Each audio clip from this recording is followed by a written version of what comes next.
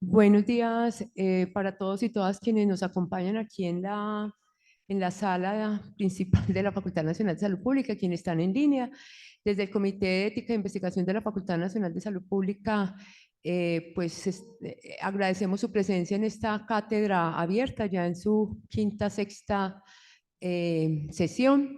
Hoy estaremos hablando sobre apropiación social del conocimiento con la comunicadora social Lina Gómez, quien es también magíster en Historia de la Ciencia y ha trabajado también aquí en la universidad en esta área y en este momento trabaja es con la Javeriana, Lina, con la Universidad Javeriana, con su revista de divulgación.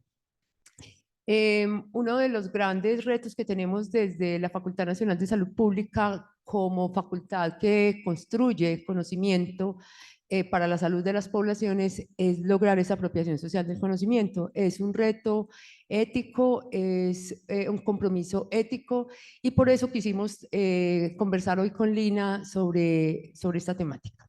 Le agradecemos su presencia, Lina. Gracias, profe Mónica. Buenos días para quienes están acá y quienes están conectados a través de Zoom. Como decía la profe Mónica, yo soy Lina Gómez, soy comunicadora social y periodista egresada de acá de la Universidad de Antioquia. Hice mi maestría en Historia de la Ciencia y Comunicación Científica en la Universidad de Valencia, en España. He trabajado durante muchos años en temas de comunicación pública de la ciencia, apropiación y divulgación. Y recientemente me he dedicado a la edición de contenidos para divulgación científica con la revista, por ejemplo, Pesquisa de la Javeriana, y antes de eso estuve con la revista Experimenta de la universidad. Pero todo este mundo de la comunicación y la apropiación pareciera que se mezclan y que se cruzan, que a veces son como sinónimos. Y justamente en la práctica, en el trabajo de la maestría, pues me pude como concentrar un poquito en comprender esas diferencias en dónde están, y pues con la invitación que me hace la profe Mónica desde el Comité de Ética, hice una búsqueda, pues, o una reflexión también muy personal sobre esa conexión que hay entre la apropiación y la ética, cómo es que eso va conectado. Entonces también por eso me atreví pues como a decir que es una aproximación, porque no esta discusión tendría que hacerse de una forma más profunda y muy elaborada acerca de dónde los principios éticos conectan con estrategias que representan que la comunicación o que la ciencia se conecte con la sociedad. Entonces les propongo que esta conversación vaya como en tres vías. La idea es que tengamos como tres momentos dentro de esta primera charla, y yo voy a poner el cronómetro para no irme a pasar del tiempo. Si me ayudas, Angie, con la siguiente. Primero creo que es necesario que hagamos un encuadre sobre ese concepto de apropiación, pues como de dónde viene, cómo lo vamos a entender, porque lo que sí sabemos de eso es que es un concepto que tiene múltiples definiciones y múltiples abordajes. También una reflexión de dónde es que la ética y la apropiación se van a conectar, como cuál es ese foco donde se conectan, y finalmente tratar de entender cuáles son las herramientas que tenemos desde la apropiación para que se pueda dar, ¿cierto? En función de esa definición y ese momento en donde se conectan.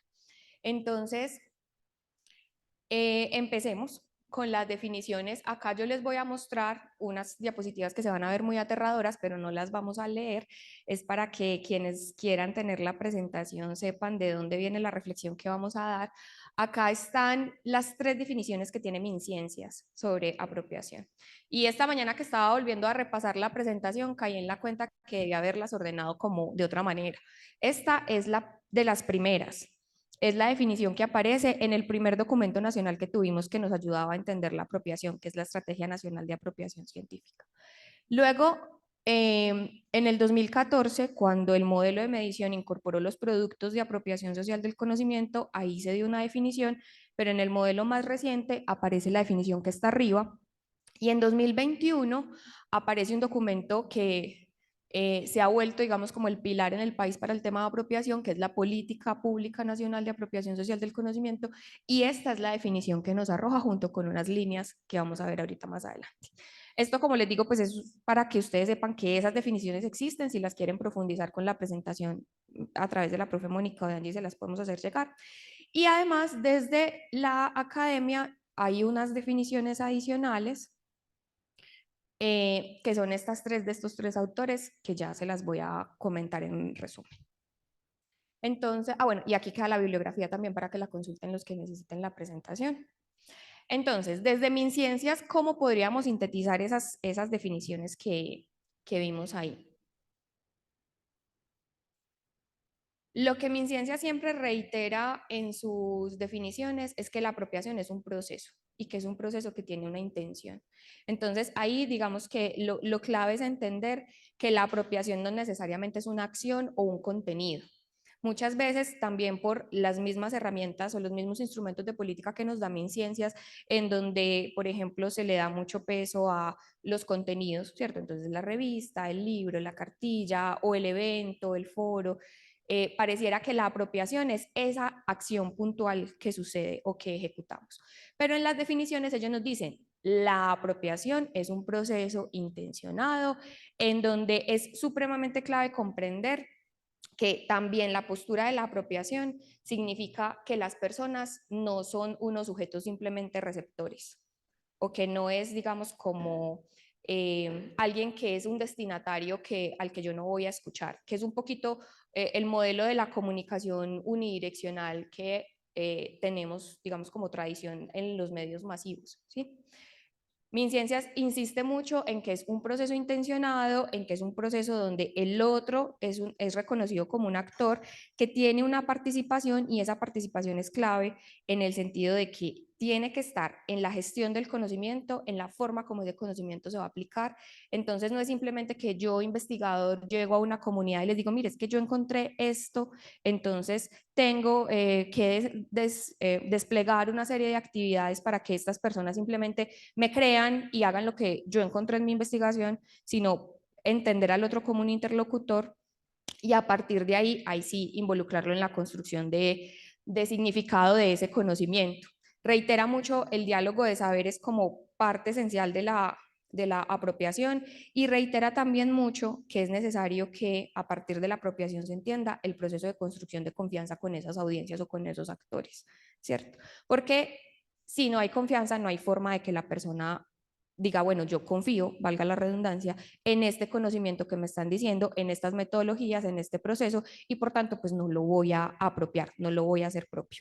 Dentro de esas definiciones hay unos asuntos claves, digamos, como que son reiterativos, y es que se destaca la participación ciudadana en ciencia, y ahorita vamos a ver eso, digamos, como cómo se materializa ya en estrategias puntuales.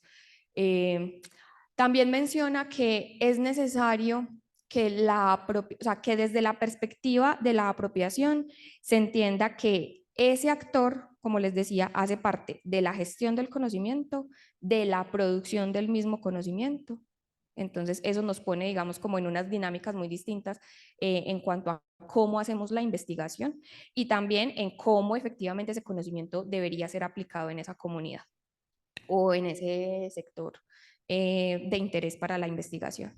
El diálogo de saberes, como les decía, se repite y se destaca como una herramienta para que haya efectivamente una construcción colectiva de conocimiento, la confianza, la integración de saberes y de experiencias en torno a la ciencia, y la apropiación sí o sí tiene que tener un enfoque territorial y un enfoque relacional.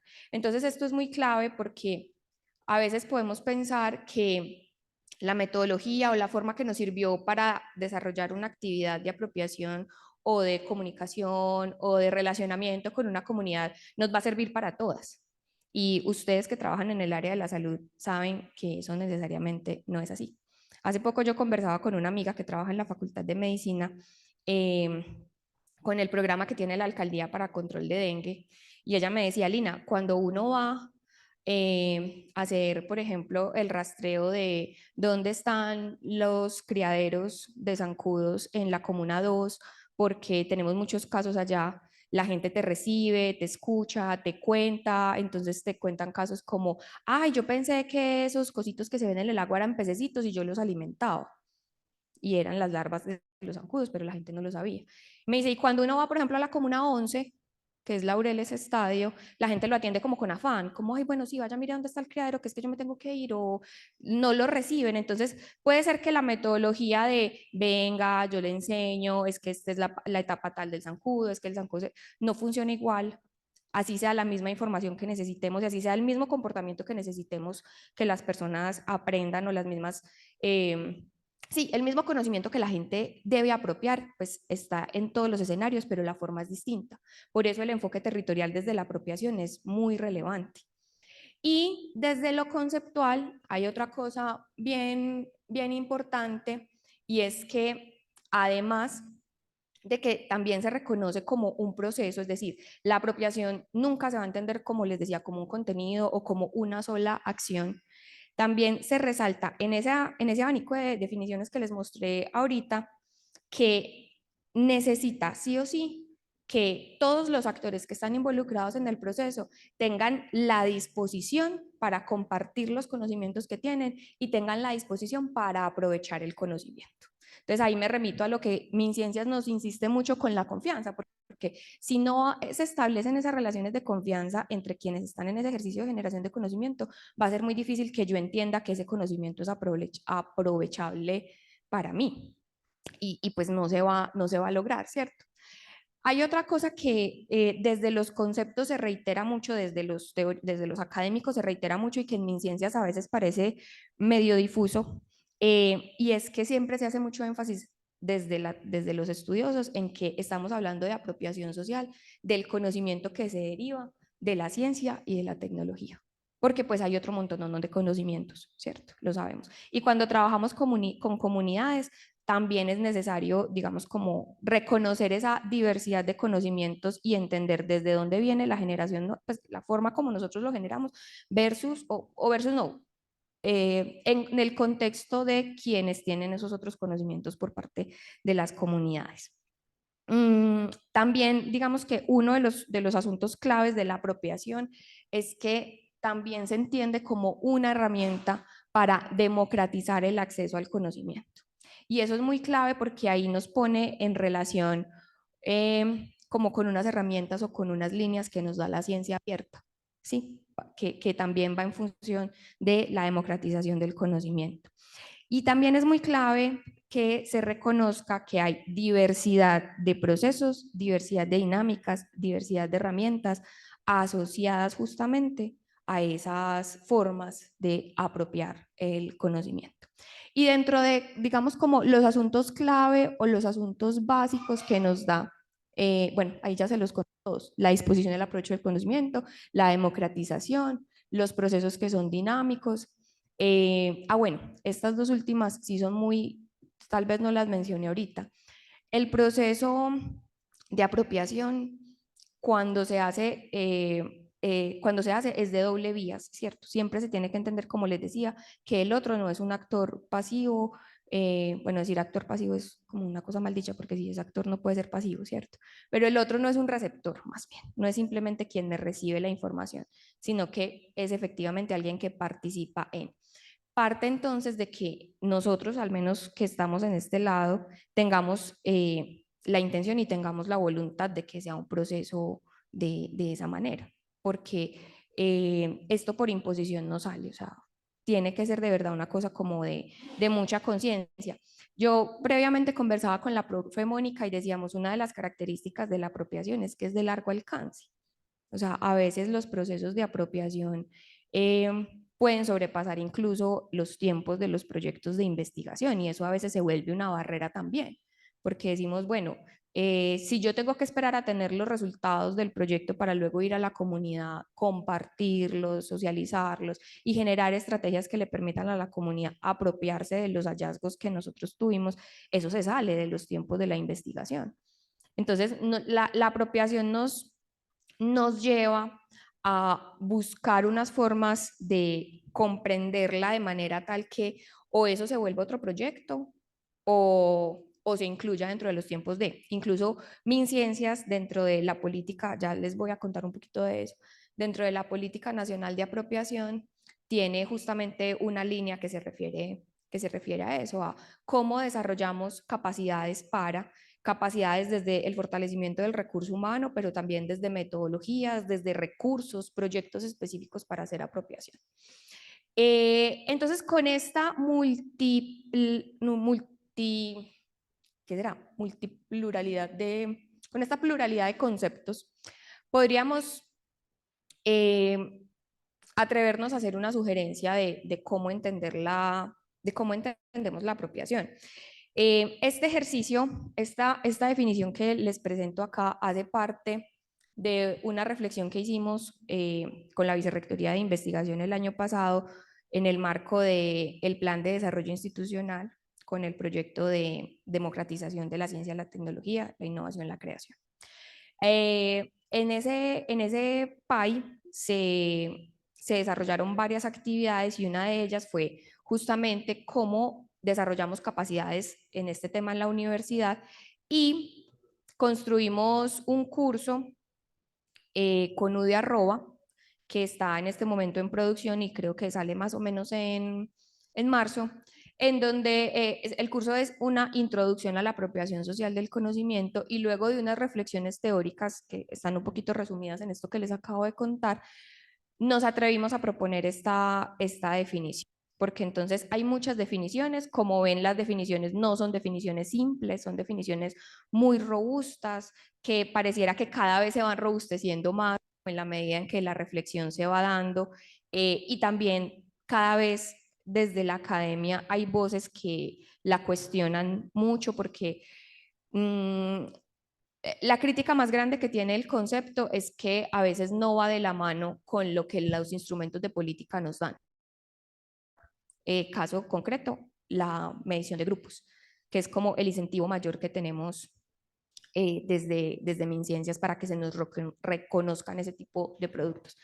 Entonces, independiente o más allá de esas discusiones propias de la academia, pues nosotros nos atrevimos a sugerir un concepto y es que deberíamos entender la apropiación como un proceso que es intencionado, que es estructurado, que tiene continuidad, que genera vínculos con esos actores que se involucran en el proceso de generación de conocimiento, que esos vínculos están atravesados por la confianza, por la equidad, ¿cierto? Por la horizontalidad en las relaciones, y eso es muy clave. Yo sé que para ustedes desde el área de la salud eso puede ser muy natural, ¿cierto? Pero en otras áreas eso es más complejo, ¿cierto? No voy a decir imposible, pero es más complejo por la naturaleza del conocimiento que genera.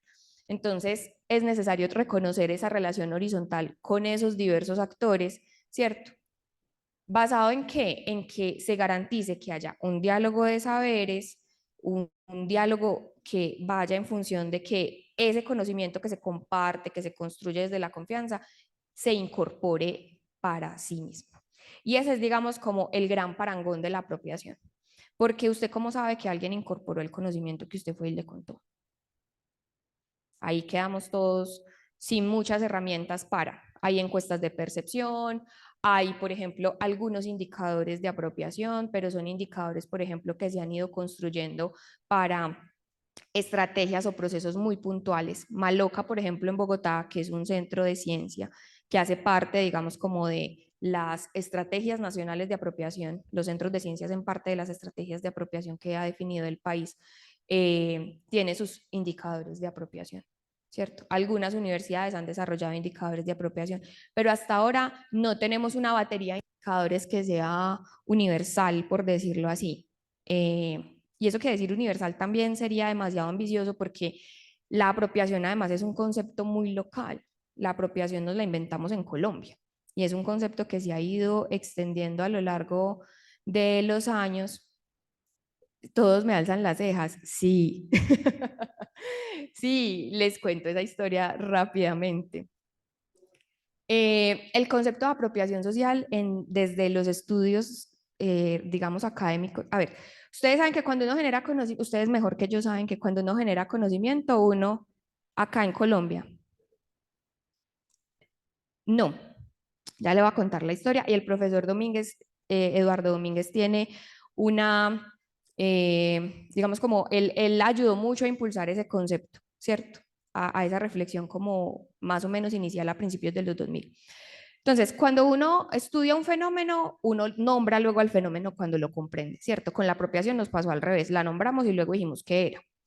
En la misión de sabios de los 90 es la primera vez que en la literatura los que han estudiado este tema, pues como tratando de entender esto de dónde viene, se encontraron que la primera vez que en la literatura se menciona la apropiación social del conocimiento es en la misión de sabios de los 90, porque en el documento que entregó la misión de sabios al país dice algo así como que yo siempre lo digo muy escuetamente y me da mucha pena, pero lo voy a decir así, como para salir del atolladero en el que estábamos, ¿cierto? Y volvernos una sociedad basada en el conocimiento, necesitamos estrategias de apropiación social del conocimiento para que la ciencia sea endógena. Y listan un montón de cosas, entonces, hay que fortalecer los doctorados, hay que crear programas de televisión, hay que no sé qué. Esa es la primera vez que aparece el concepto. Incluso hay un profe de acá del ITM, de la maestría en estudios sociales de la ciencia, creo que así se llama, que hizo la tarea de buscar como a lo largo de la historia a estos asuntos como se les ha llamado. Entonces él dice, en los 60 aparece el concepto de divulgación científica para referirnos a esa necesidad que se empieza a identificar de contar la ciencia. Y se empieza a identificar esa necesidad incluso ni siquiera por la convicción de los científicos, sino por razones muy políticas, porque la ciencia estaba en un descrédito tremendo y la sociedad americana sobre todo estaba criticando mucho la cantidad de recursos que se invertían, por ejemplo, en la carrera espacial, en este tipo de cosas. Entonces dijeron, no, tenemos que hacerle buena prensa a la ciencia, contemos lo maravilloso que es la ciencia. Y en esa forma de contar lo maravilloso que es la ciencia aparece lo que se conoce como el modelo deficitario de la comunicación científica, en donde lo que se dice es, como el otro no sabe de ciencia, yo científico tengo que contarle la ciencia, el otro tiene un déficit de información de ciencia, entonces yo se lo cuento. Y como en ese momento, pues la herramienta que teníamos para llegarle a todo el mundo eran los medios masivos, entonces se usan los medios masivos de comunicación para eso. Entonces aparecen revistas, aparecen series, documentales, todo este tipo de cosas. Pero con el paso del tiempo, cuando la gente empieza a tener más acceso a información de la ciencia, empieza a decir, pues sí, señores, ciencia muy chévere y todo, pero ¿y dónde están los riesgos que la ciencia tiene? ¿Y dónde está la pertinencia que la ciencia debe tener para mi contexto? Entonces los estudiosos empiezan a ver que es necesario ese fenómeno que la gente le está demandando a la ciencia de que los incluya, pues cómo lo vamos a nombrar. Y en inglés empieza a llamar Public Engagement with Science, ¿cierto? Que es como el compromiso público con la ciencia. Entonces, ¿yo cómo hago para que la gente no solamente esté informada, sino que participe de las decisiones que tienen un fundamento científico y a partir de ahí, pues se involucren en la ciencia y quieran a la ciencia, ¿cierto? Porque todo ha sido, digamos, como muy en función de eso, de que la ciencia finalmente pueda ser aceptada y pueda ser parte de la cultura y demás. Y en los 90 llega a Colombia el concepto de la misión de sabios, muy queridos ellos, nos dicen, hagamos apropiación y pues las entidades encargadas del asunto ya vamos a hacer apropiación. Y se traen las herramientas que veíamos en el mundo, entonces se traen las series, los documentales, las cartillas. Por eso es que un poquito el modelo de medición nos tiene, digamos, como esas herramientas o esos instrumentos para medirnos, porque era el referente que teníamos. Entonces, el concepto es muy complejo, se ha ido extendiendo incluso por Latinoamérica gracias a los estudios que se han hecho acá en Colombia, pero el concepto sigue siendo como que a veces define unas cosas muy raras. Y cuando uno, por ejemplo, dice, vamos a estudiar los diálogos de saber, uno dice, esto se parece a la apropiación. Y uno dice, vamos a estudiar participación ciudadana en ciencia y ciencia ciudadana, esto se parece a la apropiación. Y vamos a estudiar democratización de la ciencia, esto se parece a la apropiación. Como que tiene unas aristas muy difíciles de definir en términos conceptuales, pero eso no es para que nos enredemos, ¿cierto? Es como para decir que el concepto es finalmente muy robusto y muy amplio, ¿cierto? Y pues, bien o mal, la comunidad científica colombiana y en Latinoamérica ha encontrado en este concepto la forma de decirle a la comunidad científica, amigos científicos, no es suficiente con el paper, ni es suficiente con el Congreso. Es necesario que pensemos en que el conocimiento tiene que llegar a la comunidad y si estoy investigando un tema que significa bienestar, significa calidad de vida, significa resolver un problema, significa desarrollar una habilidad para una comunidad, pues con mayor razón se lo tengo que compartir, se lo tengo que informar, se lo tengo que comunicar, pero no solamente para decirle, ay, mira, ya te conté, chao, sino para que, bueno, ¿y la gente qué puede hacer con ese conocimiento? ¿Cierto? Esa es la esencia de la apropiación y como les digo, para mí ese es el parangón de la apropiación, porque significa que yo desde el momento en el que vengo y les cuento este cuento acá, tendría que volver en un mes y decirle a la profe, ¿cómo van? ¿Cómo les fue? ¿Qué proyectos han salido? ¿La gente sí habrá entendido? ¿Y cómo lo mido?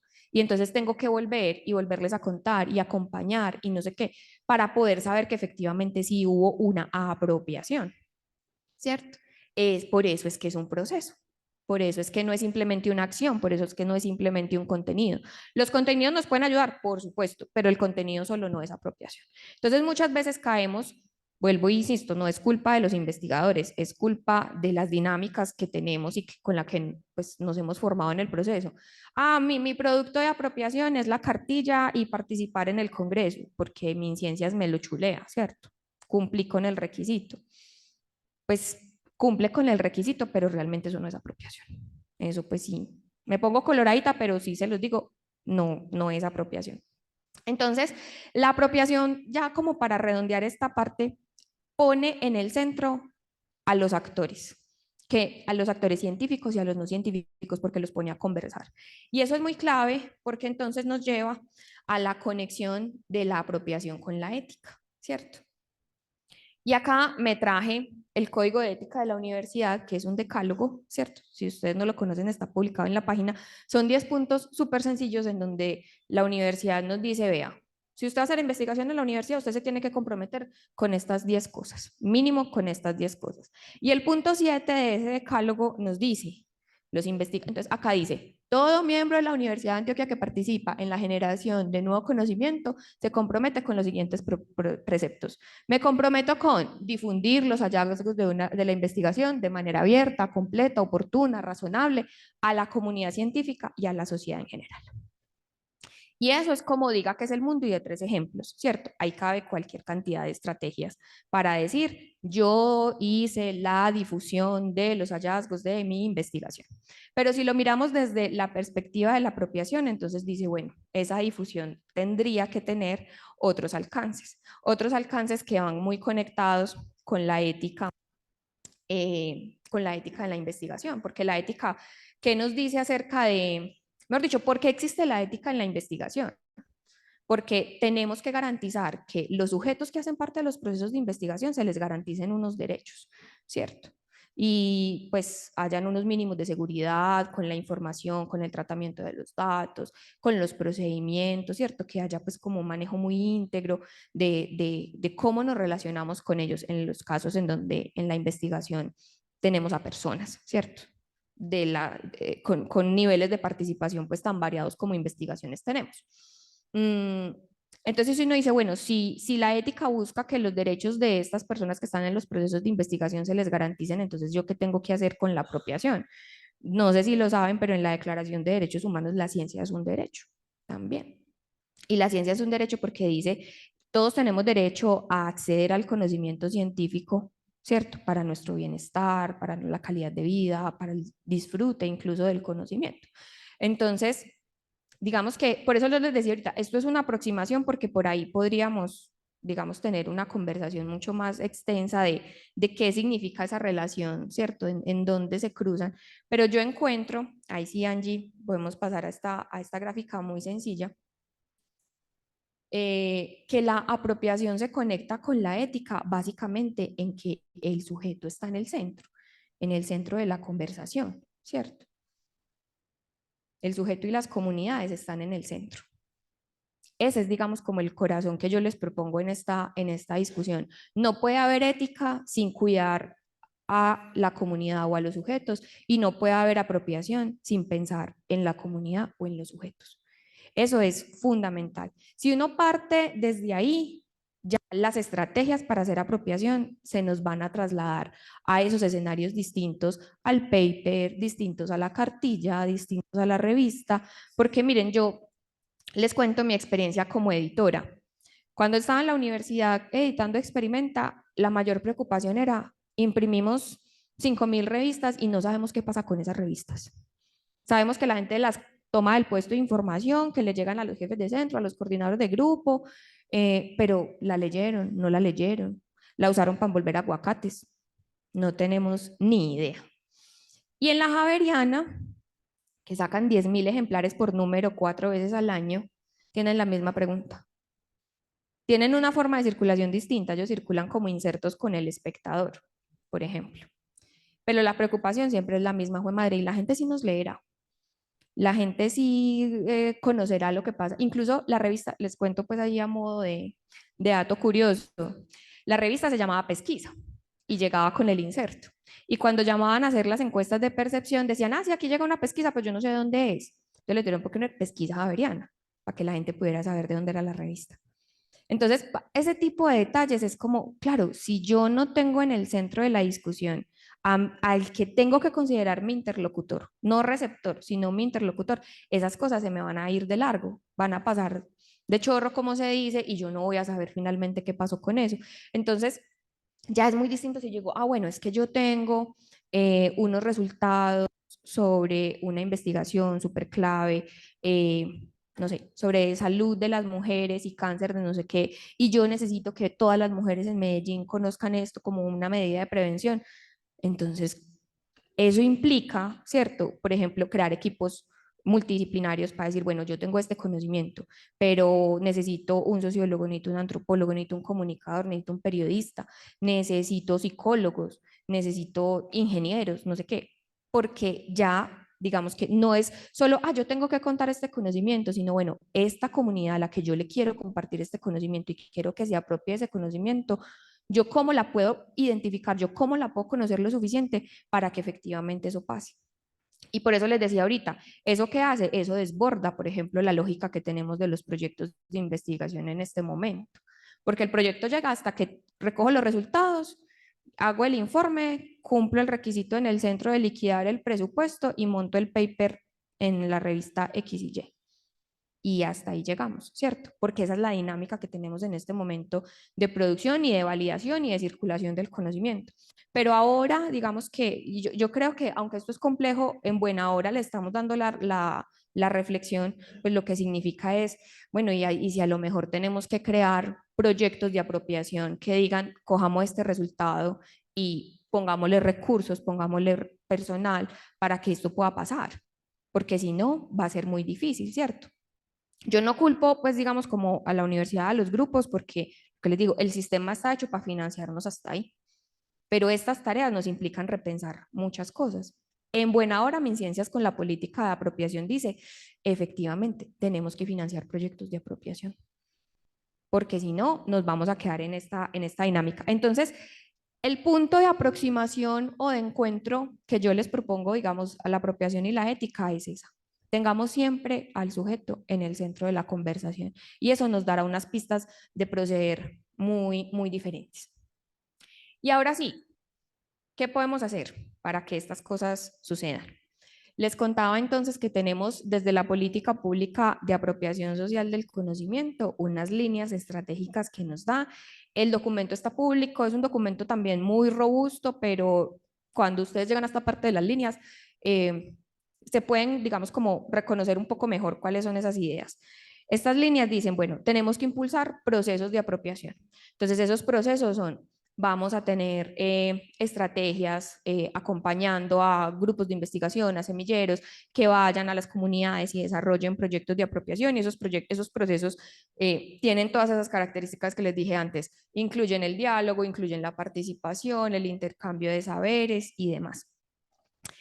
También destaca la necesidad de fortalecer, crear, reconocer espacios para la gestión de la apropiación social del conocimiento. Esto que en la política se llama espacios de gestión del conocimiento está, digamos, como en dos vías. Por ejemplo, los centros de ciencia, Explora es un centro de ciencia, Maloca es un centro de ciencia, el Planetario es un centro de ciencia, los museos, algunos son centros de ciencia. Entonces, por ejemplo, si la universidad quisiera, pudiera postular el museo de la universidad como un centro de ciencia y eso significará pues que pueda acceder también a recursos, ¿cierto? Para las convocatorias que se hacen para centros de ciencia y que da, digamos, como más herramientas de trabajo para estos espacios.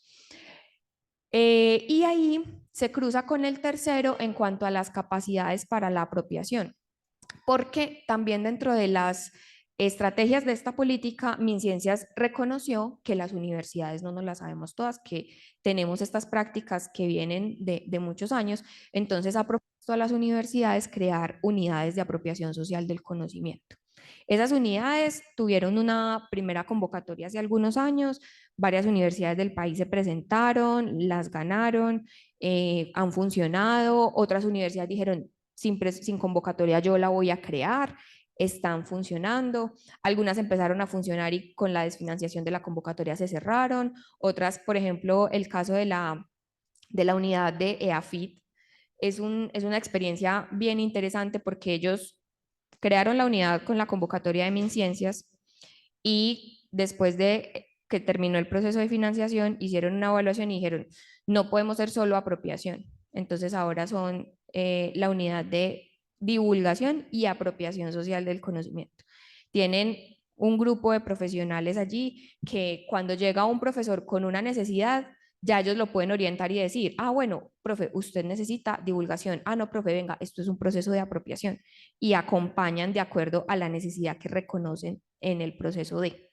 Es una experiencia muy interesante. Incluso Ana González, que trabaja en EAFID, estuvo aquí el año pasado en una charla que la facultad también nos invitó sobre eso. Entonces, ahí está, digamos, como el asunto de la gestión. Y en las capacidades también, MinCiencias ha reconocido, por ejemplo, el país solo tiene una maestría relacionada con el tema y es la maestría en periodismo científico de la Javeriana justamente. No tenemos, por ejemplo, posgrados en comunicación de la ciencia. Las selectivas, por ejemplo, que tienen algunas universidades son en periodismo científico. Entonces, nos falta todavía entender mucho esto. La formación que hay, pues, es de gente que, o sea, de investigadores que en la práctica han visto la necesidad de entender el asunto y ponerle como ruedas, pero pues no tenemos eso. Entonces, MinCiencias también dice, aquí necesitamos generar capacidades en torno a este tema. Y encima de que está también el asunto del recurso humano, también dice, bueno, y necesitamos entonces semilleros, grupos de investigación, centros de investigación que se ocupen de estudiar este asunto, ¿cierto? Eso también hace parte de esa formación. La investigación con enfoque en apropiación es lo que les comentaba ahorita. La política ya dice, bueno, hagamos proyectos de investigación para la apropiación. O sea, ya no la apropiación como una extensión o como una añadidura al proyecto de investigación, sino hagamos procesos de investigación en donde el objeto de estudio sea la apropiación. A ver, de ahí qué podemos seguir aprendiendo. Y con la gestión para la descentralización de la apropiación, pues es básicamente que se reconoce que las universidades del país que más capacidades tenemos, pues tenemos más herramientas, mientras que las universidades más pequeñas tienen menos herramientas. Entonces, en ese proceso de democratizar y descentralizar, pues también hay que hacer un ejercicio de descentralizar la apropiación. Y desde la teoría, estas son algunas herramientas que podemos como identificar. Esa guión se me fue ahí, pero ustedes no le paren bolas, que va junto. Lo que les decía ahorita, una de las herramientas que tenemos para hacer apropiación es echemos mano de las metodologías de participación ciudadana en ciencia o de ciencia ciudadana. ¿Esto qué significa? Les voy a contar esto qué significa con un caso concreto que tenemos acá en Medellín, que no sé si lo conocen, el CIATA, el Sistema de Información de Alerta Temprana. Ellos tienen una estrategia que se llama Ciudadanos Científicos. Cada tanto abren una convocatoria y preguntan, ¿quién quiere tener un medidor de ruido en su casa? ¿Quién quiere tener un medidor de la calidad del aire en su casa? Entonces, uno llena una encuesta, como va, yo vivo en tal parte, no sé qué. Seguramente ellos ahí, pues con algunos criterios determinan y te dicen, Lina, te va a poner un sensor en tu casa. Esos datos ellos los recopilan, son datos públicos, ¿cierto? Entonces, son datos públicos con los que yo puedo decir, hoy la calidad del aire en mi casa está en amarilla, no me conviene salir a trotar. Porque además tienen una aplicación que te permite ver los sensores que están activos y esos sensores te dicen cómo está la calidad del aire cerca de tu casa o cómo están los niveles de ruido cerca de tu casa. Y eso lo que permite también es tomar decisiones de política pública, ¿cierto? Tomar, por ejemplo, cuando hemos tenido estas crisis de calidad del aire que nos dicen no salga a trotar, el aire es nocivo para tales personas, o antes de la pandemia incluso, que cancelaron muchos eventos deportivos y al aire libre porque el aire estaba terrible. Eso se logra gracias a esa participación ciudadana en ciencia. Y obviamente no es como te pongo el sensor y ya, pues te pongo el sensor, pero te explico qué mide el sensor, te explico qué son las partículas de este tipo, cómo ingresan a tu cuerpo, ta, ta, ta. Entonces, eso es ciencia ciudadana. Cuando la gente no solamente participa como, ay, te voy a encuestar, sino que participa en el proceso de recolección de información, de análisis de datos, de generación del conocimiento. Esa es una forma de hacer apropiación.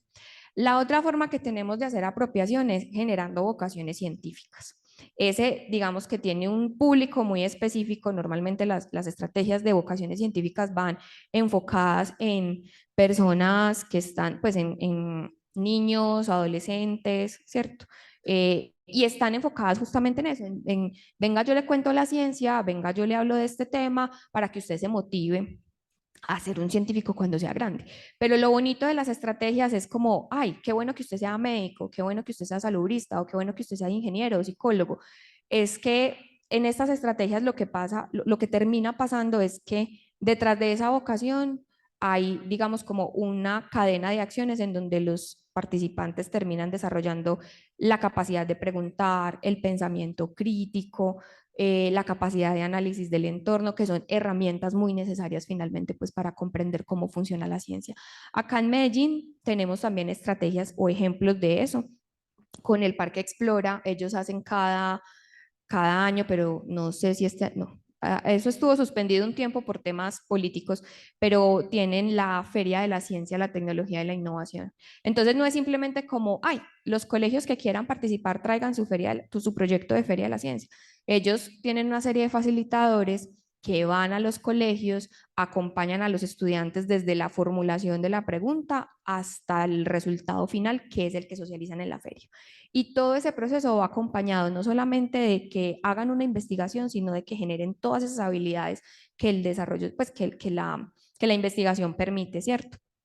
La educomunicación es otra herramienta también que nos sirve mucho dentro de la apropiación, porque desde la educomunicación lo que se dice es, usted necesita que una comunidad aprenda algo, ¿cierto? Muy, digamos, conectado con yo necesito que la gente aprenda que el sello frontal del alimento dice que no es bueno para personas con tales cosas, entonces exceso, entonces no sé qué, y uno, por ejemplo, yo a eso siempre le he tenido la pregunta de exceso en función de qué, ¿cierto?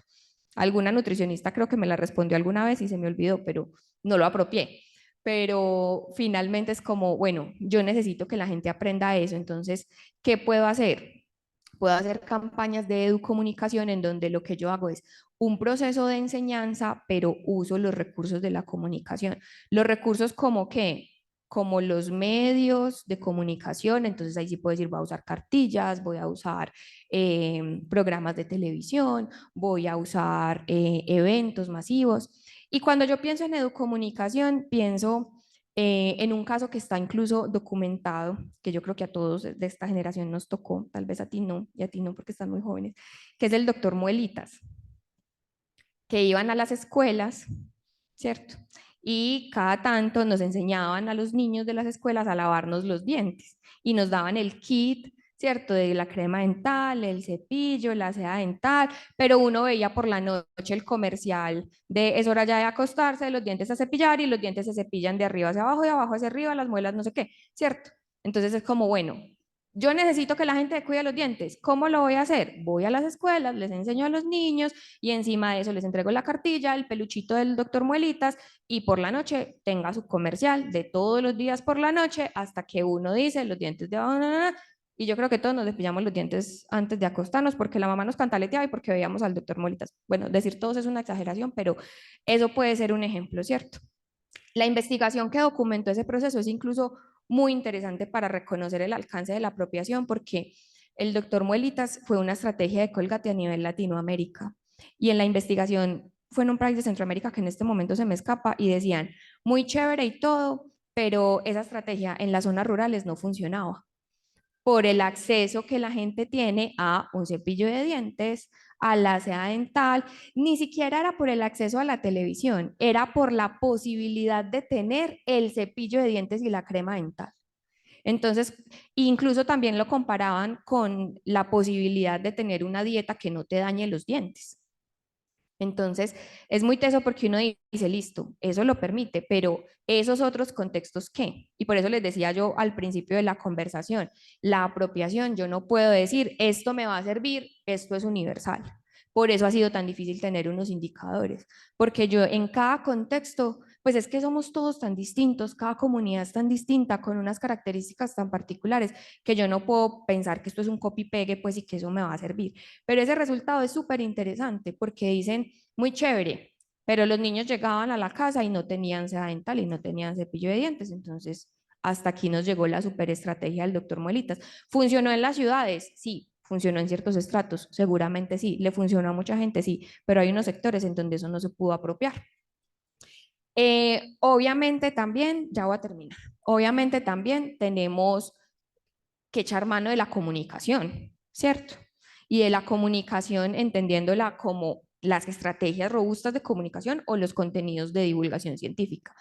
Volviendo a hacer la salvedad, eso no, o sea, eso solo no es la apropiación, ¿cierto? Poner a circular la revista, poner a circular el libro, poner a circular el video, eso solo no lo va a resolver, pero sí lo puedo tener como una herramienta para hacer apropiación, para que acompañe una estrategia o un proceso más robusto. Y acá es muy clave pensar en que la comunicación tiene como esas dos vías, los planes de comunicación en donde yo digo, bueno, un plan de comunicación tiene un objetivo. Si yo fuera comunicadora de un proyecto, yo diría, el objetivo de este plan de comunicación es que los resultados de esta investigación puedan ser apropiados, comprendidos, pues que circulen, que se difundan. ¿Cómo lo voy a hacer? Tengo que caracterizar a los públicos, tengo que saber a quién le va a llegar. Ahí los investigadores tenemos que hacer una renuncia y decir, no le va a llegar a todo el mundo, a menos que tenga un presupuesto desbordado, pues enorme, no le puedo llegar a todo el mundo, entonces tengo que concentrarme en un grupo poblacional específico.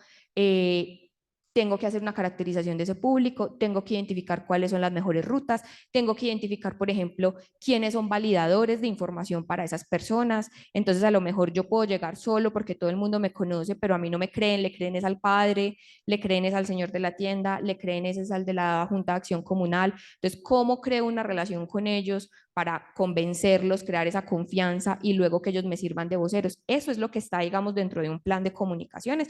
Además de, sí, puedo poner el afiche, puedo hacer el evento, puedo hacer la cartilla, lo que sea. Y los contenidos, pues ahora, digamos, tenemos la ventaja de que hacer contenidos de divulgación no nos requiere las inversiones millonarias que nos requería en los 90 o a principios de los 2000. Ahora ya cualquiera con un celular puede generar contenido, ¿cierto?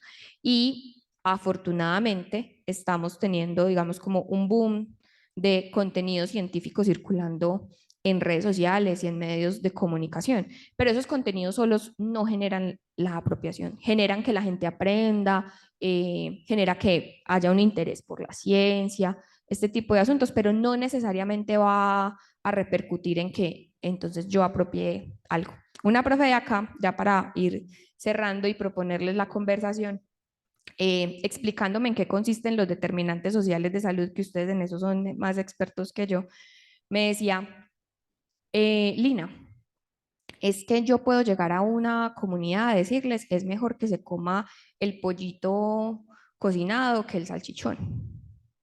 Y yo siempre pongo ese ejemplo porque ese ejemplo me parece que es muy clave. Pero si la familia solo tiene para comprar el salchichón, ¿yo qué puedo hacer? Entonces, ella me decía, es como, no es suficiente el conocimiento, sino lo que se puede hacer con el conocimiento. Y la apropiación finalmente es eso, es que no es suficiente con ir y contar, es qué puede hacer la gente con la apropiación, con el conocimiento que yo voy y le cuento. Y yo tenía esa conversación con la profe Mónica porque yo le decía, a mí lo que más me preocupa de la apropiación es que uno como investigador tiene que hacer renuncias a veces y decir, pues yo no puedo pagarle el mercado a la gente para que la gente coma bien. Así yo vaya y le diga, mire, es más saludable para usted comerse una ensalada que comerse no sé, el pan ultra procesado, ¿cierto? Que tiene 4 etiquetas en la bolsa.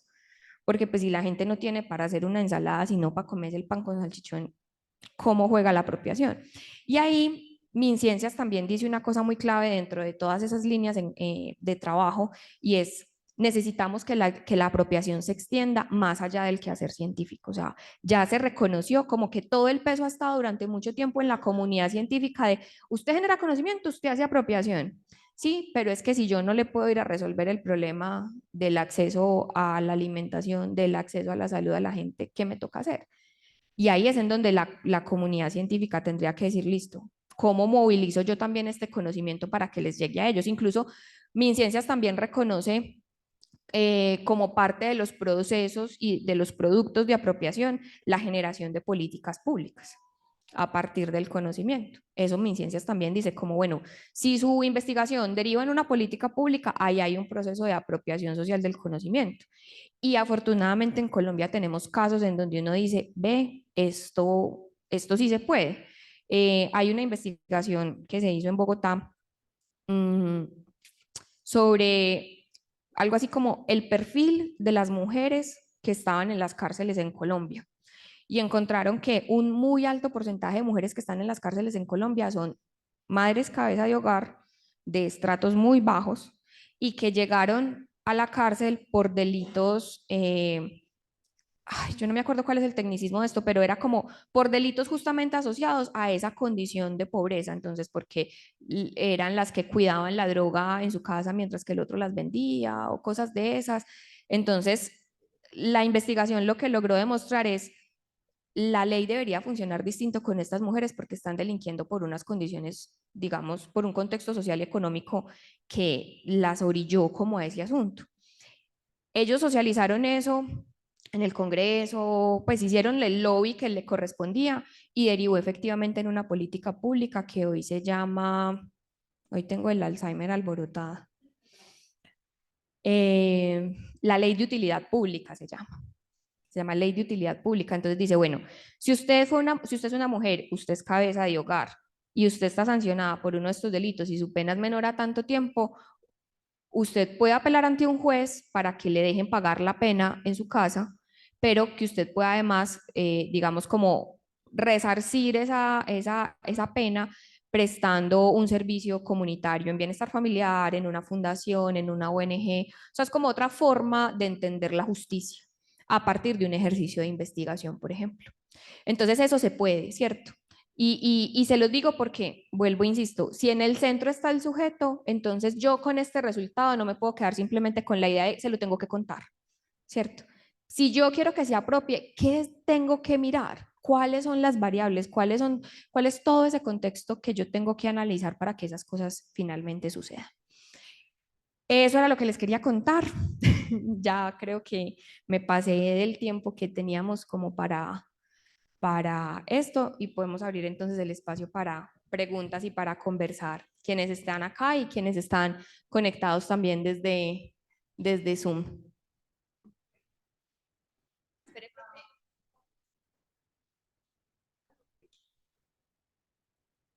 Gina, muchísimas gracias por esta aproximación que yo creo que nos invita. No sé aquí si hay alguien allá en la que tenga alguna observación, inquietud, pregunta para Lina. Aquí entre ustedes, compañeros.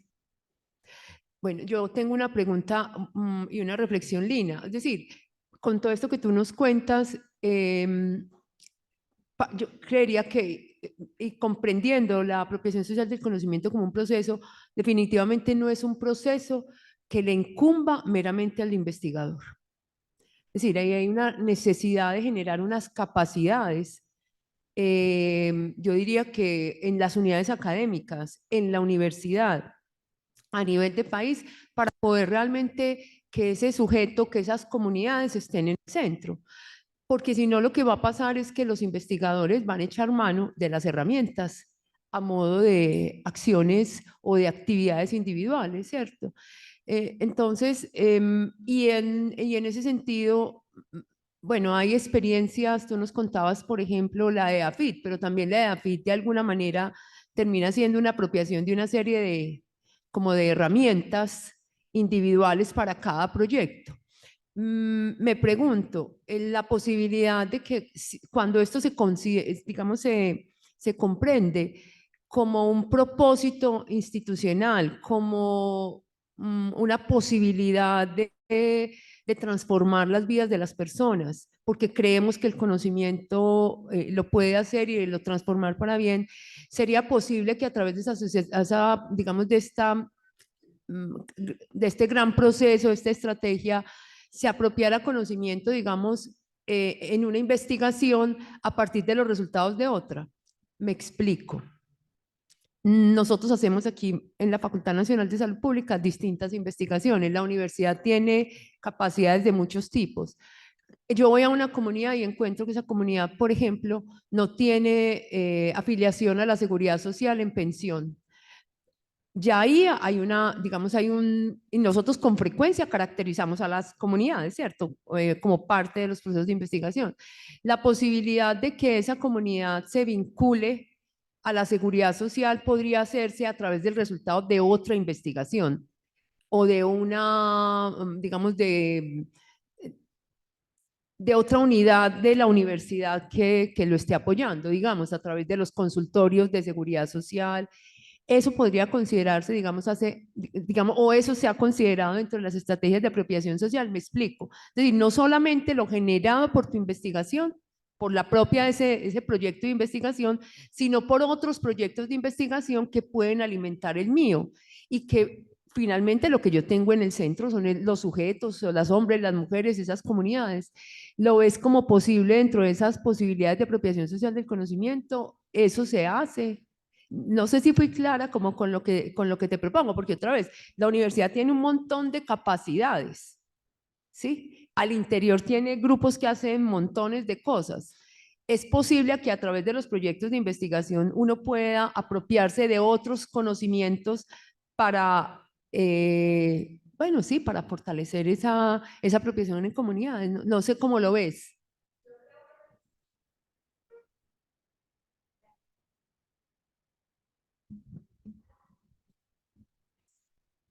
Yo creo que sí, y no sabría en este momento como un ejemplo concreto en donde eso haya pasado, pero creo que sí por dos asuntos. El primero es porque estos conceptos tan robustos nos dicen, esto implica un diálogo, ¿cierto? Una conversación, involucrar diferentes actores. Entonces, en ese involucrar diferentes actores también hay que entender que no es como el investigador y su comunidad, sino el investigador y el Estado, el investigador y ONGs, el investigador y, ¿cierto? El sistema de salud, el sistema económico, los bancos, no sé qué. Eso sería, digamos, como lo que abre la posibilidad que efectivamente en ese tejido que la apropiación dice que se debe construir, pues quepan este tipo de cosas. Pero mmm, creo que es más, que es complejo denominarlo apropiación, no porque no sea posible que eso llegue a ser apropiación, sino porque normalmente nos han enseñado que la apropiación es como efectivamente lo que sale de su investigación, para allá, ¿cierto? Lo que sale de su investigación. Pero entonces por otro lado te dicen, no, es que su investigación tiene que resolver un problema de una comunidad, tiene que llevar una solución y tiene que involucrarlos a todos. Entonces cuando usted dice, pues es que mi investigación solo tiene sentido si después de esta información yo logro afiliar a toda la gente y eso no hace parte de mi core de la investigación, entonces, ¿cómo queda eso ahí? Creo que es una reflexión que deberíamos dar. Yo, Lina Gómez, pensaría que ahí hay un proceso de apropiación. Lo que pasa es que significa como que todos estemos en la sintonía de eso, ¿cierto? Y si usted va y le pregunta eso a otra parte de la universidad, a lo mejor le dirán, ah, eso es extensión. Eso es un proceso de extensión, ¿cierto? O eso es de voluntariados, o eso es de prácticas académicas, o eso es no sé qué. Entonces, por eso es que a veces el asunto de la apropiación es tan confuso, porque conceptualmente tiene como unos límites con otros conceptos que, valga la redundancia, pues que no son del todo claros, ¿cierto? Pero yo, profe, le diría de entrada, yo creo que sí. Yo creo que sí. En el tejido de esas relaciones, y finalmente el propósito de una investigación es vea, yo encontré que con mis resultados, si esto no pasa, no se logra, pues hay que movilizarlo, ¿cierto? Entonces, si mi investigación no se puede apropiar porque la gente no tiene acceso a la seguridad social, lo tengo que resolver y ahí habrá un proceso, extensión, apropiación, lo que sea. Finalmente lo que nos importa es esa comunidad recibió, digamos, como un beneficio a partir de un conocimiento. Entonces, yo pensaría que sí, con las complejidades pues, que esa reflexión tiene.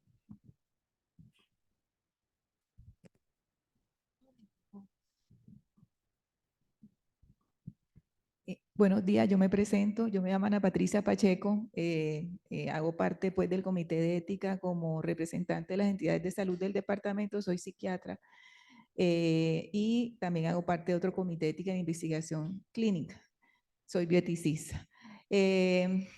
Yo tengo un comentario y una pregunta con respecto a una vivencia. El comentario, sí, estoy de acuerdo, que diríamos el concepto de apropiación social del conocimiento se relaciona mucho con muchos principios éticos y de la bioética. Por ejemplo, el de la beneficencia, ¿sí? Pero hay un principio superior que dice no maleficencia, por lo menos no haga daño. Si usted lo que va a hacer, por lo menos que no, evidentemente que no haga daño. ¿Qué es lo que vemos? Que para un investigador, el investigador va por la pregunta y yo como psiquiatra veo que es un ejercicio y voy a mezclar una cantidad de cosas del último diálogo de mi ciencia, muy narciso, o sea, muy hacia mí. Yo voy donde ti y tú me das cosas a mí, ¿sí? El diálogo es el difícil, ¿sí? Es decir, tú como participante te estoy viendo a los ojos y tú necesitas, o sea, yo conecto contigo porque yo tengo que devolver algo a ti. Ese pedazo es supremamente complejo y cuando uno le dice a los investigadores, listo, eso es adivino metodológicamente. A ver, hay beneficios directos y éticamente puede que no los haya, pero sí puede que haya indirectos. Y cuando le decimos a los investigadores, la reflexión ética no es que nos dé aquí un saludo a la bandera del recorrido de toda la normatividad, la 8430 y todo lo demás, sino que usted eso lo aplique a su investigación. Es un ejercicio, parece mentiras, muy complejo a veces. Usted decía, es que puede que haya dificultades en que no haya beneficios para todos, pero un investigador en su reflexión ética puede decir, mi investigación, yo sé que hay un principio que se llama beneficencia, aprovechamiento compartido de los beneficios, que ese es otro principio ético, no lo puedo llegar a todo el mundo por tales y tales cosas, y eso está bien, ¿sí? Eso también está bien. La cuestión es que no se piensa. Y cuando uno le dice a los investigadores, venga, ¿qué beneficio va a dejar? Ay, ay, ay, eso está como, están maravillados por la pregunta de investigación, pero cuando uno aterriza, ese es un problema bastante grande que tenemos. Entonces yo pienso pues que el diálogo como tal, que el investigador sienta que está estableciendo un diálogo con el participante, inclusive en una investigación ambiental, pues o algo así, es muy complejo, es muy complejo. Ese es un comentario. Y la pregunta era, ¿qué opinión le merece toda la vivencia de la pandemia, de la infodemia, de la desinformación, de todo lo que ocurrió, ¿sí? En el aspecto científico, que eso fue una pescar en un río revuelto, ¿sí? Y sigue siendo así. Entonces, esa era la pregunta en lo que hasta dónde hubo apropiación social o no, y todo fue un evento desafortunado, por decirlo así, ¿sí? Entonces, esa era la pregunta, ¿cuál fue su vivencia de todo lo que ocurrió?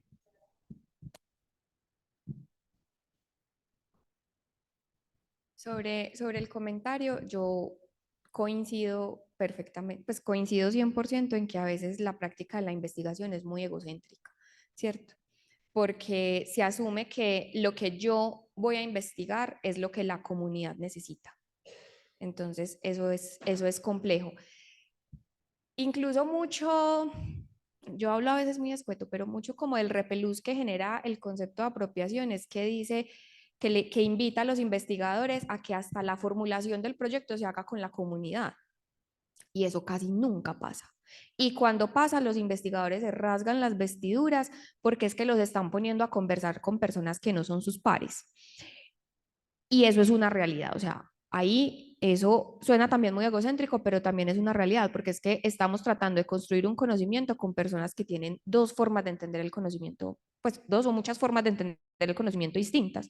Entonces eso genera un conflicto muy tenaz y eso, por ejemplo, hace que iniciativas como las que ha lanzado Conciencias de Apropiación, Ideas para el Cambio, que surgen al revés, es como una comunidad dice, yo tengo esta necesidad, señores científicos, ¿cómo me la vienen a ayudar? Han sido experiencias buenas, pero muy complejas, porque la gente dice, no sé, yo necesito agua potable. Y el investigador llega con un montón de ideas y con un montón de estrategias que a veces no se compadece con las realidades o con las prácticas o con la cultura de la gente.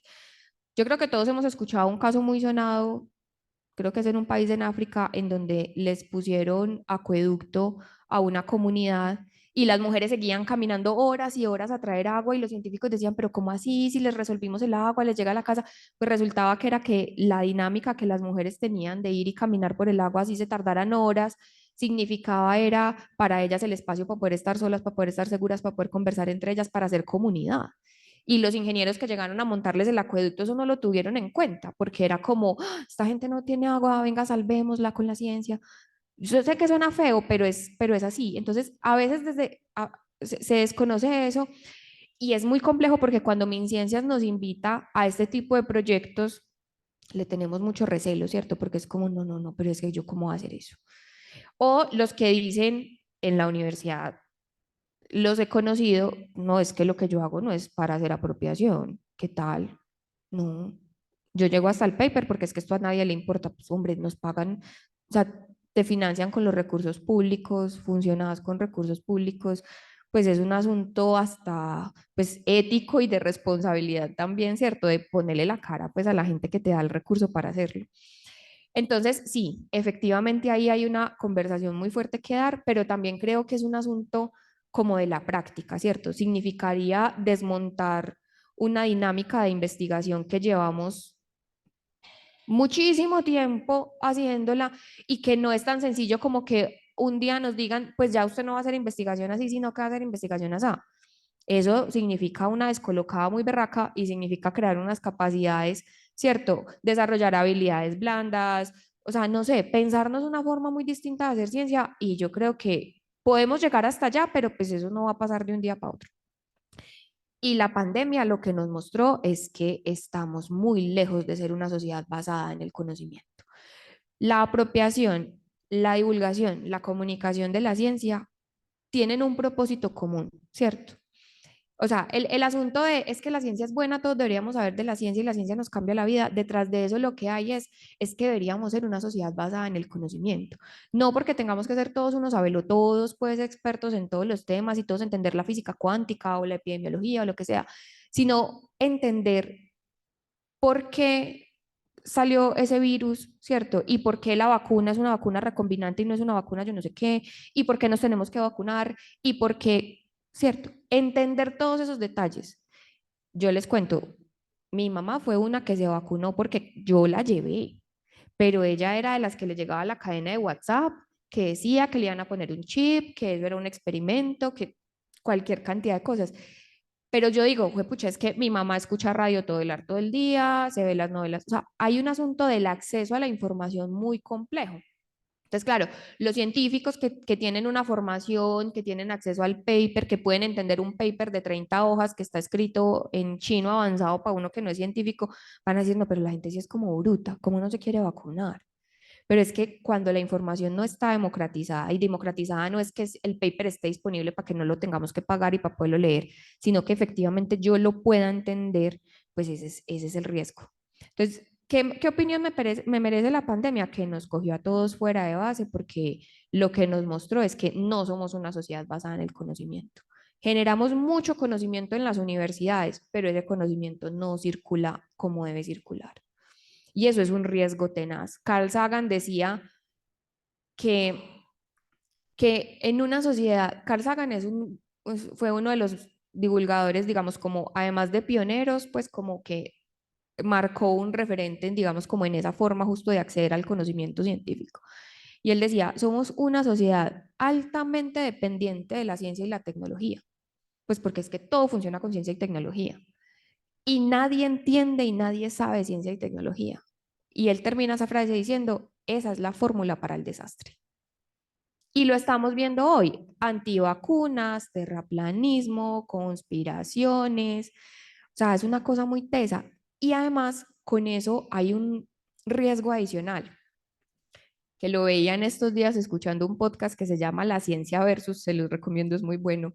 Hablaba sobre alienígenas ancestrales. Entonces, como ¿quién se inventó el cuento de que las pirámides de Egipto la construyeron los alienígenas y qué dicen los arqueólogos de esa tarea?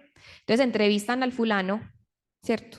Y él cuenta cómo fue que surgió su idea y su idea es básicamente súper colonialista porque él dice, a mí me llevaron cuando estaba chiquito a ver las pirámides y a mí me parecía increíble que esta gente tan pobre hubiera podido ser tan inteligente para hacer estas pirámides sola. Entonces alguien los tuvo que ayudar porque es que pues esta gente no tenía ese conocimiento.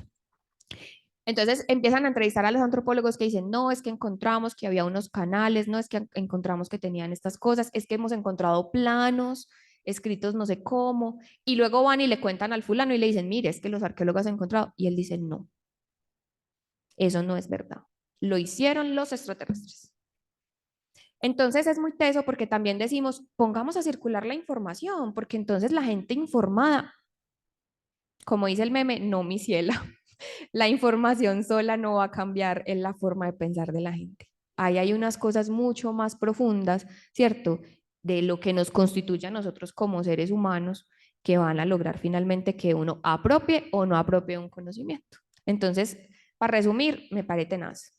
Me parece tenaz porque eso lo que muestra es que estamos lejos de ser una sociedad basada en el conocimiento. Y no solo Colombia, el mundo entero está lejos de ser una sociedad basada en el conocimiento.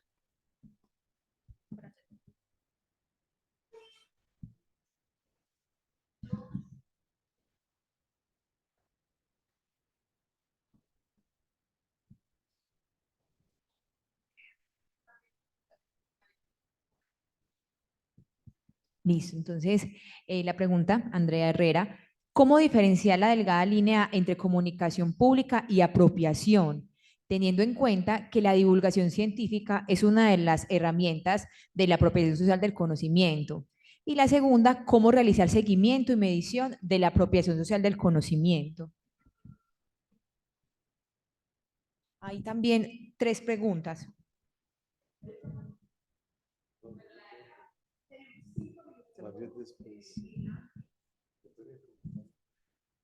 Buenos días. Pues inicialmente agradecer pues a Lina y a las personas que organizaron este espacio que nos convoca pues como a hacer reflexiones acerca de los temas de ciencia, de construcción de conocimiento y de los paradigmas también en los que nos hemos metido. Yo quería hacer como esa primera reflexión que tiene que ver con algo que decías, Lina, y es que nosotros hemos invertido unos esfuerzos enormes en los últimos años para construir un paradigma de investigación que ahora es muy complicado echar para atrás. En lo personal, a mí me alegra ver por lo menos cómo el sistema de ciencia en los últimos meses o en los últimos años viene pidiéndoles a los investigadores, además de sus productos específicos de investigación, pues algunos compromisos con el tema de la apropiación social, pero sin dar pistas, sin dar herramientas para que se pueda hacer de una manera pues efectiva. Lo otro que quería reflexionar es que eso dado así como a cuentagotas es complicado porque cuando a mí me parece bien, listo, ahí está la apropiación social, pero entender que la apropiación social hace parte de un paquete más grande que entiende la investigación o que entiende más bien el conocimiento como un continuum y que entiende que no solamente es apropiación y la investigación, sino que hay otra cantidad de funciones que hacen parte de una cosa más grande, que es la gestión propiamente del conocimiento, que sí es lo que nos permitiría avanzar hacia una sociedad basada en conocimiento. Pero con ese concepto de gestión de conocimiento, por ejemplo, aquí al interior de la universidad también hay unas confusiones que son más de tipo, digamos, de tipo, como, no sé, como de comprender el concepto porque estamos como muy acostumbrados a tener el conocimiento como materia prima. Entonces, como todos los días trabajamos con conocimiento, decimos, hacemos gestión del conocimiento, ignoramos realmente la arquitectura y la estructura de lo que es un proceso real de gestión del conocimiento, en donde está inscrita la transferencia como una de los elementos fundamentales. Lo otro es que creo que al interior, por ejemplo, de la universidad, y esto es una preocupación también como con algunas tendencias que uno ve en el país de crear centros de investigación por fuera de las mismas universidades, las universidades tienen un potencial que desafortunadamente lo hemos desaprovechado, incluso ese potencial lo hemos minimizado por ese mismo paradigma de hacer ciencia y de hacer investigación. Y es lo que tú comentabas ahora. La extensión universitaria, cuando uno la entiende a profundidad, es interacción social e integración social del conocimiento. Si nosotros entendiéramos eso, entendiéramos el conocimiento como un continuum, entendiéramos el ejercicio de la investigación como parte de una estructura más grande, creo que no nos daría tanto esfuerzo entender la necesaria conexión que tenemos que crear entre la investigación, la extensión y la docencia. Porque además con la docencia nosotros hacemos otra parte de la gestión del conocimiento, que es la socialización interna. Entonces, yo creería que hay unos elementos muy importantes para reflexionar al interior de la universidad y volver a potencializar esas cosas que desafortunadamente hemos perdido por ese paradigma de creación de conocimiento, que además creemos que la investigación es la única forma de producir conocimiento. Ignoramos, pues somos unos, ¿cómo se dice? Como unos doctores muy analfabetas, gente muy formada, pero muy analfabetas en otras cosas. Entonces nos paramos en ese paradigma y todo lo que esté por fuera lo desechamos sin entender que es absolutamente necesario para poder, digamos, tener como todo el panorama completo y, por ejemplo, hacer de un ejercicio universitario algo mucho más integral y, por supuesto, pues lograr el impacto, porque precisamente yo creo que eso tiene que ver con la última pregunta. ¿Cómo se mide la apropiación? La apropiación se mide a través del impacto de lo que la universidad hace en la sociedad. Es que la apropiación es el impacto. O sea, no basta con que la gente tenga, como ustedes decían ahora, la información. ¿Qué hago con esa información y cómo esa información transforma lo que yo soy, lo que yo hago en territorio, ¿cierto? Ese es el impacto de la universidad. Gracias. Bueno, muchas gracias. Muy interesante todo lo que nos compartiste, pero hay algo que me preocupa y me preocupa no solamente desde el Estado, sino también de las universidades. Y es que los famosos investigadores vamos a las comunidades y no las hacemos participar en el proceso. Entonces mi pregunta va en ese sentido. ¿Qué debe hacer el Estado y las universidades para que realmente las comunidades participen en el proceso y lleguen a un diálogo de saberes? Porque si no hacemos eso, realmente no va a haber apropiación social del conocimiento. Muchas gracias.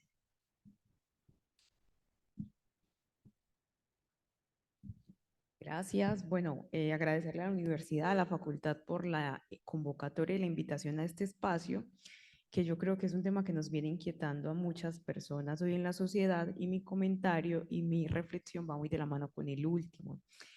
Y es que, por ejemplo, hoy la apropiación social del conocimiento no solo interesa a los investigadores en las universidades, sino que muchos estudios se desarrollan, por ejemplo, en alianzas con el sector público, con el Estado, y en ese caso el reto de avanzar en la apropiación social del conocimiento ya no solo compete a quienes estuvieron partícipes del ejercicio de investigación, sino a las entidades que son receptoras de esa información y el qué van a hacer con esa información.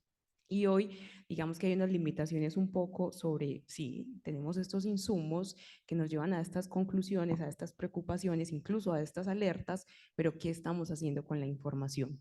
Y voy a hacer referencia al caso concreto que presentaba de CIATA, porque conozco, digamos, el proyecto. Y, por ejemplo, Ciudadanos Científicos, todos lo reconocemos como una apuesta ciudadana, de generación de ciencia ciudadana, muy interesante, pero hoy, por ejemplo, solamente se queda en la generación del dato. A quien tiene la nube en la casa genera el dato y hay muchos espacios de fortalecimiento técnico para mejorar la calidad de esa información. Pero, por ejemplo, hay quienes están reflexionando, listo, ya tenemos una comunidad de aproximadamente 400 ciudadanos generando información importante local sobre calidad del aire, pero ¿cómo hacemos para que esos ciudadanos a su vez movilicen comunidad en sus entornos? Y no solamente nos quedemos con un dato con el que hoy no se toman decisiones porque no son equipos acreditados.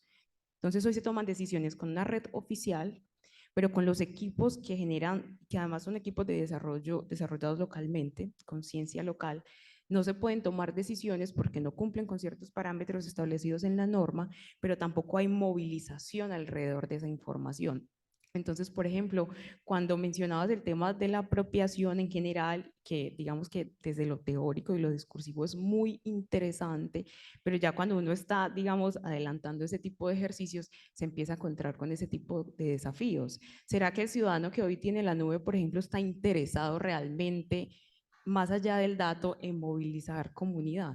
Entonces, por ejemplo, nos estamos haciendo ese tipo de cuestionamientos para fortalecer, porque sí nos parece muy importante avanzar en todo el ejercicio de democratización, de apropiación y por supuesto fortalecer la gestión. Entonces sí quería saber cómo desde tu perspectiva esos desafíos, cómo abordarlos de la manera más asertiva posible.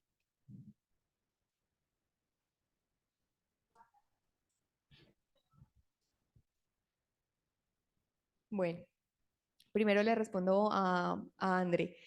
Eh, Efectivamente, la apropiación y la comunicación no son lo mismo, porque básicamente los propósitos son distintos.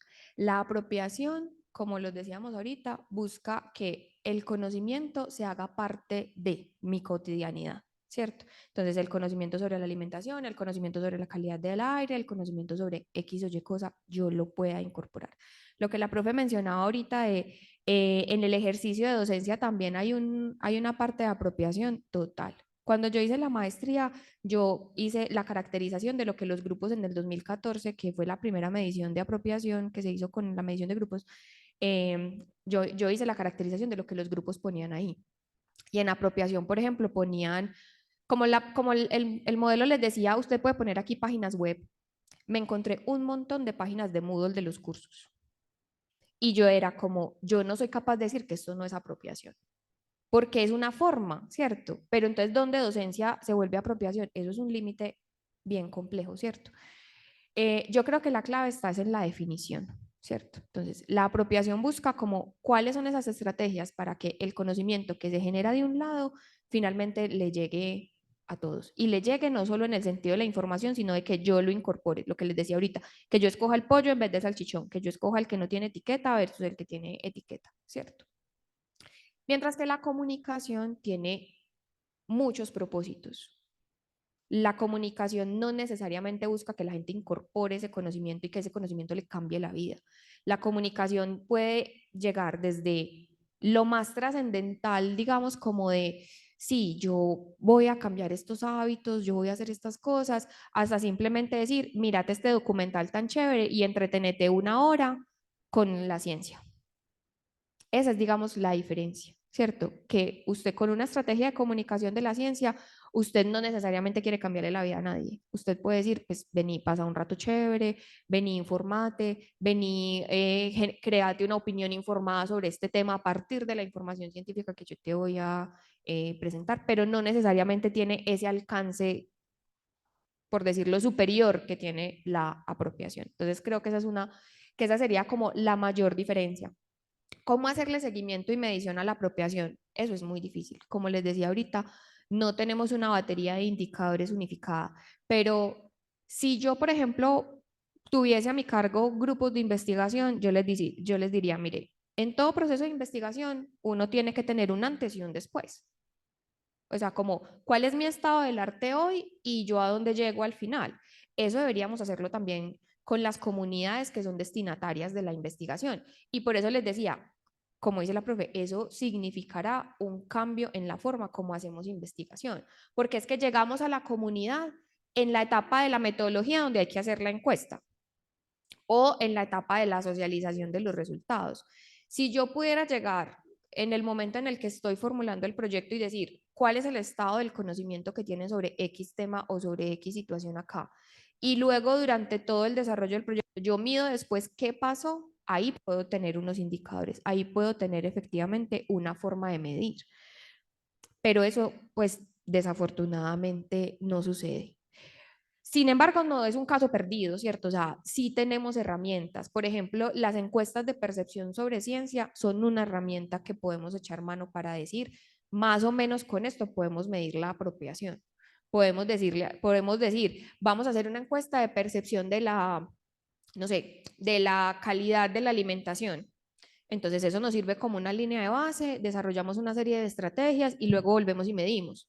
Medimos la percepción, ¿cierto? Porque es que medir, ¿usted qué opina? ¿Cuál es su percepción sobre? A luego ir a decir, pero usted sí se come el pancito de masa madre en lugar del pancito de la marca tal que es ultraprocesado. Pues eso es muy complicado, ¿cierto? Pero se puede hacer, o sea, podemos hacer ese tipo de preguntas. Esa puede ser una herramienta, diría yo, para medir y evaluar la apropiación. Con lo que la profesora dice, yo al asunto de la gestión del conocimiento, digamos que le pondría incluso una sombrilla superior, que es la democratización del conocimiento. Porque es que la gestión del conocimiento lo que dice es cómo el conocimiento que generamos empieza a compartirse con quienes se tiene que compartir. Entonces, cómo yo lo paso a la empresa, cómo yo lo paso a la comunidad, cómo yo lo paso a la academia, cómo se lo paso a mis pares, cómo se lo paso al Estado, un poquito lo que tú decías. Y todo eso finalmente lo que está, pues, o al menos esa es la como tendencia ahora con los estudios de ciencia, tecnología y sociedad, es tenemos que migrar es hacia la democratización del conocimiento, porque aunque el conocimiento se financia con recursos públicos, el conocimiento no es democrático. El conocimiento está demasiado cerrado todavía entre las universidades que lo generan y las instituciones que lo circulan, que son las editoriales y las revistas. Entonces ahí yo incluso pues como a esa reflexión le pondría otro parangón más, que es súmele a eso la democratización del conocimiento. ¿Qué debe hacer el Estado y las universidades para que las comunidades participen en el proceso y lleguen a un diálogo de saberes? Eso significa un cambio total en la forma como hacemos investigación. Lo que les decía, MinCiencias, por ejemplo, digamos, como movilizado la ruta hacia allá, abriendo convocatorias como, por ejemplo, las de ideas para el cambio. Pero yo creo que otra vía para que esto suceda son los mismos comités de ética. O sea, cuando un comité de ética le dice a una investigación, bueno, ¿usted cómo va a salvaguardar, a garantizar el beneficio? No sé qué, eventualmente también podríamos, con lo que eso significará, que nos vamos a rasgar las vestiduras posiblemente en esos cambios de paradigma y de formas de trabajar, podrá decirle, pues tráigame, yo no sé, usted un estado previo de cómo está esa comunidad si los quiere recibir a ustedes, a esa gente eso sí les interesa, eso sí es lo pertinente, porque por ejemplo cuando los investigadores de áreas como las ciencias exactas y todo eso que tienen que hacer consultas previas, se enfrentan con ese trámite, eso es lo peor, o sea, y montaron el proyecto y ya luego, ay, tenemos que hacer la consulta previa, ¡jue madre! No, el proyecto no ha salido porque es que la gente no nos ha dejado. ¿Y qué tal si la hubieras incluido antes de formular el proyecto, cierto? Entonces, sí, ya tenemos herramientas, tal vez no son suficientes, pero sí las hay y tendremos que seguir profundizando en ellas como para que no sean el accesorio o no sean la cosa por allá aislada, sino que sean la práctica común en el proceso de investigación. Y con lo que tú mencionas acerca del caso, por ejemplo, del CIATA, de cómo es que a veces la participación ciudadana en ciencia o la ciencia ciudadana se limita solamente a los datos, yo creo que también es un asunto como ¿cuál será la palabra? Como de ir desarrollando como ciertas capacidades. Eso en nuestro país es muy reciente, pero hay otros lugares en el mundo en donde eso es más o menos común. Lo que pasa es que ahí eso hay que mezclarlo con otros asuntos o sea, como con otras habilidades, otras capacidades que tenemos como sociedad, que es, por ejemplo, la participación ciudadana. Yo me acuerdo que, o sea, yo soy una que vive pendiente del CIATA porque, les digo, mi nariz es un sensor de partículas, o sea, yo no tengo que mirar para saber que el aire está jodido, a mí me da rinitis ahí mismo y yo corro, entonces yo siempre digo, pucha, si yo voy a salir a correr, pues que esto no esté en amarillo, porque si no, me voy a enfermar. Pero eso no lo hace todo el mundo. Y yo, por ejemplo, doy mucha lora con la gente que corre conmigo. No, yo no corro mañana. Entonces, como que es un asunto de cómo nos entendemos nosotros también participando en esas decisiones de sociedad, porque es que somos una sociedad que no participa, o sea, nuestra participación se limita a ir a votar, a lo sumo ir a votar, ¿cierto? Y a criticar desde las redes sociales al político de turno. Pero ahí lo clave es como que así como necesitamos fortalecer habilidades para que la gente participe en ciencia, pues eso lo que nos muestra es que necesitamos habilidades para que la gente participe en todas las instancias de la política, ¿cierto? Y les digo que eso es muy nuevo en nosotros, pero en otros países esas prácticas ya están muy afianzadas. Yo me acuerdo que hace tiempo leí en las noticias que en no sé qué estado en Alemania hicieron un plebiscito o una cosa así parecida para decidir, algo así como que si tenían que usar, o sea, como que si se autorizaba el uso de un tipo de pesticida o de otro en función de preservar las abejas. Y la gente votó porque no se usara el pesticida que mataba a las abejas. Entonces, ¿uno qué dice ahí? O sea, ahí hay un ejercicio de participación ciudadana, pero detrás de eso hay una base de información científica que dice, conozco en qué consiste el pesticida, conozco la función ecosistémica de las abejas y eso me permite tomar unas decisiones al punto de llegar a votar una cosa tan simple, pues aparentemente tan simple como si quiero que las abejitas vivan o no. Pero eso nos falta a nosotros. Entonces, por eso es que la apropiación no la podemos circunscribir solamente a lo que yo como generador de conocimiento puedo hacer. A mí me toca sí o sí movilizar y a los investigadores eso les da mucha pereza, porque es como, ay no, yo no me voy a ir a hablar con el concejal, yo no me voy a ir a hablar con el alcalde, yo no me voy a ir a hablar con el secretario, no, eso que lo haga el rector, el decano, Pepito, paso esta extensión, yo le entrego el proyecto hasta acá. Nos falta mucho esa conciencia, digamos, como de realmente qué significa el alcance que tiene que tener el conocimiento, pero parte también de las prácticas que tenemos como sociedad y es que nuestra participación ciudadana es muy pobre.